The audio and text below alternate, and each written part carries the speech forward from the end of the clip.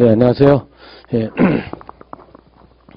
예, 민법이 이어가지고, 이제 민사소송법, 이제, 객관식을 이제 시작을 하는데, 그래서 책 요거 해가지고, 200문제, 그 다음에 페이지도 한 200여 페이지를 하려고 노력을 해놨어요. 그래가지고, 이제, 그 법전협하고, 본시험 기출문제 하고, 그 다음에 이제 사이사이에 빠진 것들 간단하게 좀 최대한 줄여서 해서 이제 200여 문제를 만들어서 여러분들 일주일 동안 해서, 그러니까 6회죠, 6회. 그래가지고 200여 페이지니까 하루에 40여 페이지를 나갈 수 있도록, 그래서 보강을 안 하게요, 이거는. 그래서 지금 민법이 다 못 끝나가지고 일요일 날 좀 해야 되는데, 하여튼 민사소송법은 하여튼 요번에 다 끝날 수 있도록 그렇게 합시다. 그러다 보니까 좀 아무래도 강의가 빨라질 수밖에 없어요. 제가 말도 빨리 하고, 그래서 빨리빨리 진행을 할 수밖에 없으니까 여러분들이 하루에 40여 페이지니까 오기 전에 한번 간단하게 스킵이라도 한번 하고 와서 이제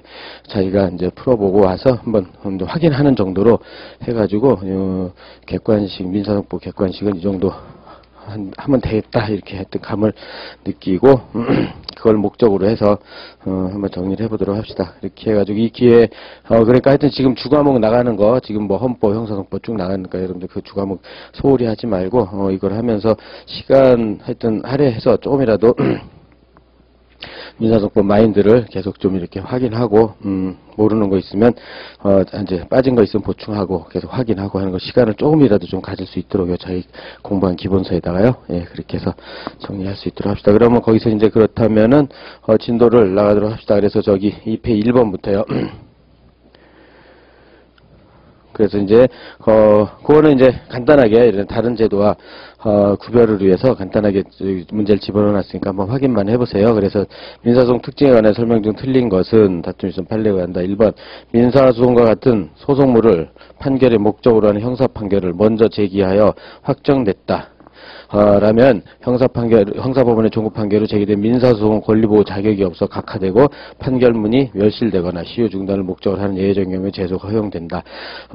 이거는 형사판결하고 민사판결은 아무 관계도 없어요. 그래서 형사판결은 민사소송법에서 말하는 확정판결의 판단은 민사소송에서 유력한 증거가 된다. 그래서 증명요설에 따라서 그런 증거로서, 그래서 증거로서 역할은 하지만은 이렇게 권리보호 자격이 소각화되는지는 않아요. 그러니까 근데 같은 소송물의 민사 판결이 확정되면 어떻게 돼요? 같은 목적의 같은 소송물의 민사 소송 판결이 확정된다면 똑같은 소를 제기하면 그때는 승소 확정됐을 때는 권리보호 자격, 즉 권리보호기로서 소를 각하당했죠. 이건 형사 판결이니까 그게 아니라는 거. 그래서 이게 틀렸죠. 이렇게 체크를 해놓고, 그 다음에 2번부터는 간단하게 정리를 해보세요. 그래서 민사소송은 대등한 주체 사이에 사법상 법률관계에 관한 분쟁을 심판 대상으로 하는 반면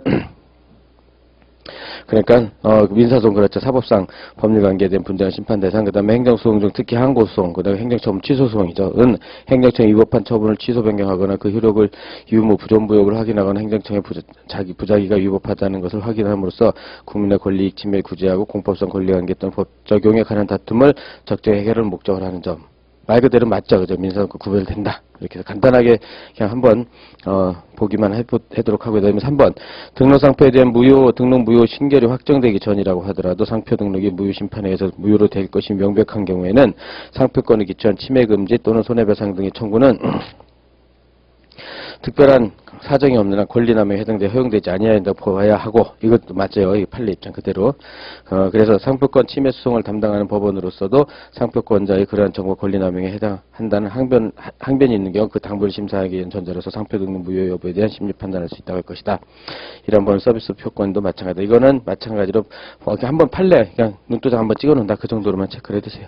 그 다음에 4번 비송사건. 비송사건에서도 법원의 재판에 의해서 이루어진다는 점에서는 일반 민사소송 사건과 유사하나 비송사건은 필요적 변론 절차에 의하지 않냐고. 그러니까 비송은 소송의 반대말이라고. 그러니까 비송이죠. 비소송. 소송. 그래서 비자 아닐 비자니까 그래서 이걸 줄인단 말이에요. 비송이니까 소송의 반대말이에요. 그러니까 소송에서 필요적 변론이다. 필요적 변론이면 비송에서는 비자 붙이면 되잖아요. 그죠? 그러니까 필요적 변론이 아니다. 이렇게 하면 된단 말이에요. 이렇게 되니까는 그렇게 돼서 비송사건은 필요적 변론 절차에 의하지 아니하고 대리인 자격에도 제한이 없으며 엄격한 증명에 자유로운 증명에 족하고 결정해서 간이 신속하게 처리된다는 점에서 구분된다. 그러니까 이게 소송에서는 다 반대말이죠. 소송에서 필요적 변론 절차하고 소송 대리인적 또 변호인으로 변호사로 자격 제한하고 엄격한 증명이고 그다음에 결정이 아니라 판결에 의하고 그죠? 간이 신속보다 신중한 처리를 요하는 점 이런 점 차이가 있다. 그러니까 반대말만 하면 소송이에요. 그죠? 그다음에 5번 이혼한 부부가 각자 분담해야 될 과거 양육비. 과거 양육비를 금액을 장래에 대한 것과 함께 정하는 것은 민법 837조 2항 규정된 자해양육비의 처분으로서 비송사건에 해당한다고 보는 게 판례예요. 학설은 대립되는데 과거 양육비, 그래서 과거 양육비 청구는 비송사건을 처리하는 게 우리 법원의 대법원의 입장이다. 그걸 기억해놓고 그래서 5번은 특히 주의할 거. 5번은 나올 가능성이 사례형으로도 나올 가능성이 있으니까 준비를 해놓는다. 간단히. 그래서 그 정도로 해두고요. 그 다음에 오른쪽 3절, 4절, 그 다음에 신의칙. 2번에서 신의칙이 나오는데 거기는 그러니까 보유시험도 이거 본시험도 나온 게 없어요. 거기는 그래서 한번 쭉 유명한 판례 위주로 해놨으니까 그걸만 정리를 해보세요. 그래서 2번 민사소송과 신의칙에 관한 설명 중 틀린 것은 변호사 갑과 을 사찰이 소송이익계약상 분쟁은 반드시 전주지방법원 관할법원으로 하기로 합의를 했어요. 근데 갑이 을 사찰을 상대로 소송이익계약에 따른 성공보수금 지급 청구 소송을 제기하면서 을 사찰의 대표단체인 병재단을 연대채무자로 주장하며 공동 피고를 추가하여 병재단 주소지를 관한 서울중앙지방법원에 소를 제기한 것은 관할 선택권의 남용이라고 그래가지고 그러니까 병은 아예 얘는 피고로서 연대 채무자도 아닌데 그걸 잘하는 변호사가 단지 관련 재판적 얘한테는요 관련 재판적을 만들기 위해서 피고로 추가한 거예요. 그래서 이런 걸 관할 선택권의 남용이라고 그래가지고 관할 선택권의 남용이라고 해가지고 신의칙에 반한다고 그래서 관련 재판을 적용을 안 시켰어요. 그래서 관할 선택권의 남용. 그래서 이거는 신의칙에 반한다고 봤어요. 예, 그래서 반한다. 관할 선택권의 남용 체크해놓고. 그 다음에 2번 1심 판결을 항소심에서 피고울이 추한 항소를 받아들여 심리하였다. 그래서 추한 항소를 받아들여 심리했는데 그 항소가 이유 없어 항소를 기각하였는데 추한 항소를 때 신청했대. 의리 스스로 그 부적법을 상고유로 주장한다. 이건 뭐예요? 선행행위와 모순되는 후행위. 금반연의 대표적인 판례예요. 이것도 그러니까 1번도 사례형 잘 나오고 2번도 사례형이 잘 나오니까 주의를 해놓고 신의칙상 허용되는 금반연의 대표적인 판례예요. 그 다음에 3번 제1심법원이 원고갑의 부적법한 당사 추가 신청을 간과한 채 받아들이고 피고울도 그에 동의했으며 종전원고 대표이사회가 이를 전제로 소를 취하게 되어 제1심 1차 변론기일부터 새로운 원고인 갑과 피고울 사이 본안에 관한 변론이 진행된 1심 판결까지 선고가 됐어요. 그래서 부적법을 간과하고 피고도 동의를 했어요. 그래서 법원도 간과하고 판결이 선고되었음에도 불구하고 갑이 새삼스럽게 자기가 부적법한 당사 추가 신청을 한 사람이 그 당사 추가 신청 적법 여부를 문제 삼는 거 이것도 금반원이죠. 그죠? 자기가 부적법한 추가 신청을 해놓고 그것이 부적법을 주장하는 것은 신의칙에 반해서 허용될 수 없다. 이렇게. 그것도 유명한 판례예요. 나중에 이게 당사자 추가 그러니까는 임의적 당사자 변경에서 유명한 판례니까 이렇게 일단은 이렇게 잘 한번 정리해 놓을 수 있도록 하고요. 그 다음에 4번 별수에서 피고 을의 점유 사실을 부인을 하고 그 다음에 을의 취득시효 주장을 다투던 원고 갑이 그 다음에 본수에서 을의 불법 점유하고 있다. 그러니까 전수에서는 다른 소송에서 을의 불법 점유 사실을 부인하고 있다가 본수에서는 을이 불법 점유했다고 해가지고 부당이득 반환 청구하는 거.